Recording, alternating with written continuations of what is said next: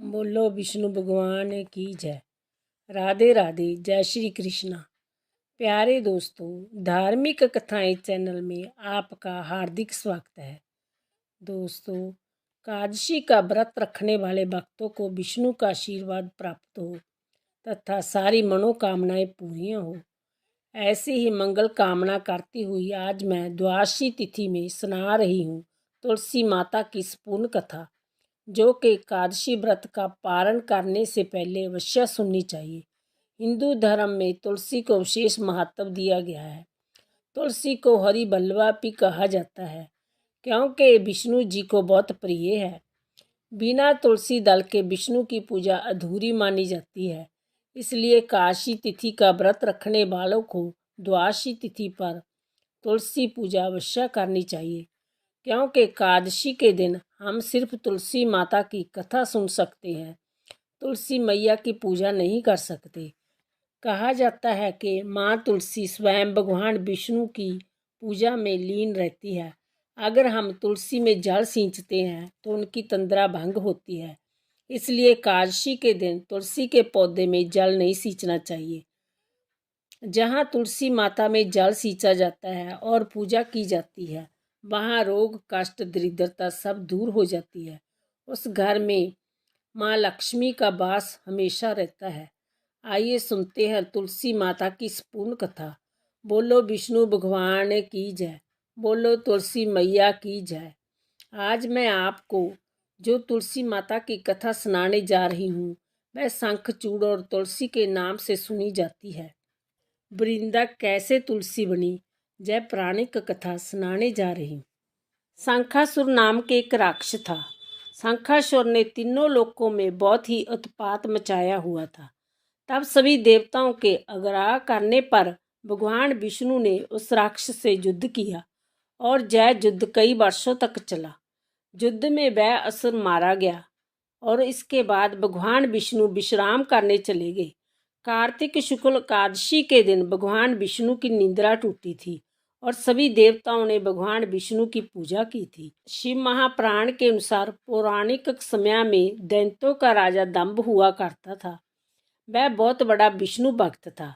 कई सालों तक उसने जहाँ संतान नहीं होने के कारण उसने शुक्राचार्य को अपना गुरु बनाकर उनका कृष्ण मंत्र प्राप्त किया।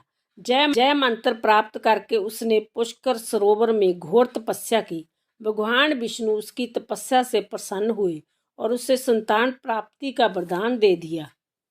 भगवान विष्णु के वरदान से राजा दंभ के जहाँ एक पुत्र ने जन्म लिया। इस पुत्र का नाम शंखचूड़ रखा गया। बड़ा होकर शंखचूड़ ने ब्रह्मा जी को प्रसन्न करने के लिए पुष्कर में घोर तपस्या की। उसकी तपस्या से प्रसन्न होकर ब्रह्मा जी ने उसे वरदान मांगने को कहा। तब शंखचूड़ ने वरदान मांगा कि वह हमेशा अजर अमर रहे। वह कोई भी देवता उसे नहीं मार पाए।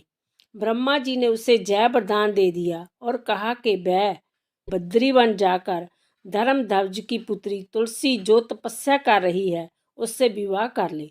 शंखचूड़ ने वैसा ही किया और तुलसी के साथ विवाह के बाद सुखपूर्वक रहने लगा। उसने अपने बल से देवताओं, असुरों, दानवों, राक्षसों, गंधर्व, नागों, किन्नरों, मनुष्य तथा त्रिलोकी के सभी प्राणियों पर विजय प्राप्त कर ली। वह भगवान श्री कृष्ण का परम भक्त था। शंखचूड़ के अत्याचारों से सभी देवता परेशान होकर ब्रह्मा जी के पास गए और ब्रह्मा जी उन्हें भगवान विष्णु के पास ले गए। भगवान विष्णु ने कहा कि शंखचूड़ की मृत्यु भगवान शिव के त्रिशूल से ही होगी। अंत आप उनके पास जाए। भगवान शिव ने चित्ररथ नामक गण को अपना दूत बनाकर शंखचूड़ के पास भेजा।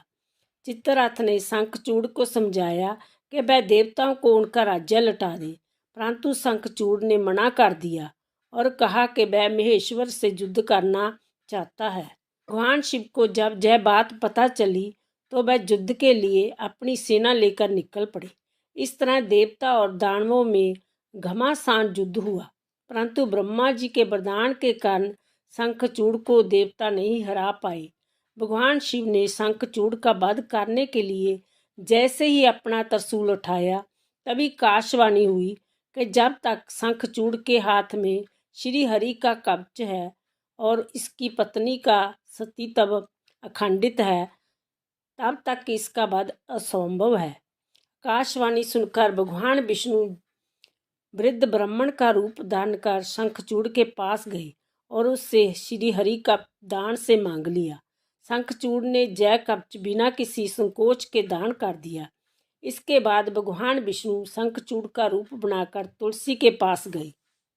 शंखचूड़ रूपी भगवान विष्णु ने तुलसी के महल के द्वार पर जाकर अपनी विजय होने की सूचना दी।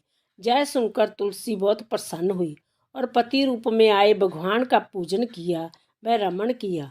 ऐसा करते ही तुलसी का सिर तब खंडित हो गया और भगवान शिव ने युद्ध में अपने त्रिशूल से शंखचूड़ का वध कर दिया। तब तुलसी को पता चला कि वह उनके पति नहीं, वह तो भगवान विष्णु है। क्रोध में आकर तुलसी ने कहा कि आपने छलपूर्वक मेरा धर्म नष्ट किया है और मेरे पति को मार डाला है। मैं आपको श्राप देती हूँ कि आप पाषाण होकर धरती पर रहें। तब भगवान विष्णु ने कहा, देवी तुम मेरे लिए भारतवर्ष में रहकर बहुत दिनों तक तपस्या कर चुकी हूँ। तुम्हारा जय शरीर नदी रूप में बदलकर गंडकी नदी के रूप में प्रसिद्ध होगा। तुम पुष्पों में श्रेष्ठ तुलसी का वृक्ष बन जाऊंगी और सदा मेरे साथ रहूंगी। तुम्हारे श्राप को खत्म करने के लिए मैं शालिग्राम बनकर रहूंगा। गंडकी नदी के तट पर मेरा वास होगा। देव प्रबोधनी एकादशी के दिन भगवान शालिग्राम व तुलसी का विवाह संपन्न कर मांगलिक कार्यों का आरंभ किया जाता है। हिंदू धर्म मान्यता के अनुसार इस दिन तुलसी शालिग्राम विवाह करने से पार पुण्य प्राप्त होता है। बोलो तुलसी माता की जय। श्री कृष्ण गोविंद हरे मुरारी, हे नाथ नारायण वासुदेवा। श्री कृष्ण गोविंद हरे मुरारी, हे नाथ नारायण वासुदेवा। श्री कृष्ण गोविंद हरे मुरारी, हे नाथ नारायण वासुदेवा।